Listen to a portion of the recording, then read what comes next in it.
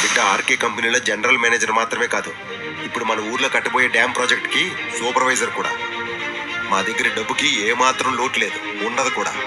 మంచి బ్రతుకుని కాలదనుకుంటే ఏమొస్తుంది? విన్నావు కదా. నమస్కారం అండి ఎమ్మెల్యే గారు. నమస్కారం సంగతి తర్వాత. నీ సర్పంచ్ పదవి, నీ కొడుకు పరువు పోతుందేమో చూసుకో. అయినా అతి త్వరలో నీ కొడుకు కెరీర్ మొత్తం కుప్పకూలిపోతుంది. నువ్వేం చేస్తావులే. ఏంది ఎమ్మెల్యే గారు, వచ్చి రాగానే మా గురించి అంటుర్రు? మేమేం చేసినాం? నువ్వు కాదు, నీ కొడుకు రాహుల్ చేశాడు. నువ్వే అడుగు ఏం చేశాడో, బాగా అర్థమయ్యేలా చెప్తాడు. నాకెప్పుడో పెళ్ళైపోయింది నాన్న. కృష్ణ నా భర్త, సీత నా కూతురు. మీరేం చెప్పినా ఇదే నిజం. ఎవరితో మాట్లాడుతున్నావో చూసుకొని మాట్లాడు.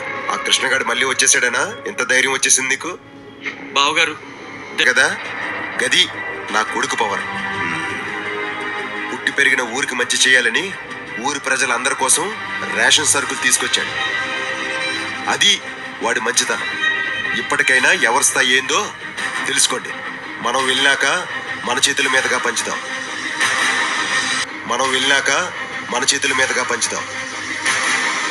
రాహుల్ తీసుకుని రమ్మని చెప్పిడ్డా. ఇక్కడ పూర్తిగా పవర్ మాది. ఊరి ప్రజల సపోర్ట్ కూడా నా బిడ్డకే ఉంటుంది. జనం సపోర్ట్ అయినా, జనాలకు చేసే మంచి అయినా మా చేతుల్లో మాత్రమే ఉంటుంది, ఇంకెవరి చేతుల్లో ఉండదు. అయినా నా బిడ్డ వల్లే ఆ సరుకు ఈ ఊరి వరకు వచ్చింది. అదే పచ్చి నిజం. చూద్దామయ్యా, అది చూద్దాం. ఎవరి చేతుల్లో ఎంత పవర్ ఉందో ఇంకొద్దిసేపట్లో తెలిసిపోతుంది.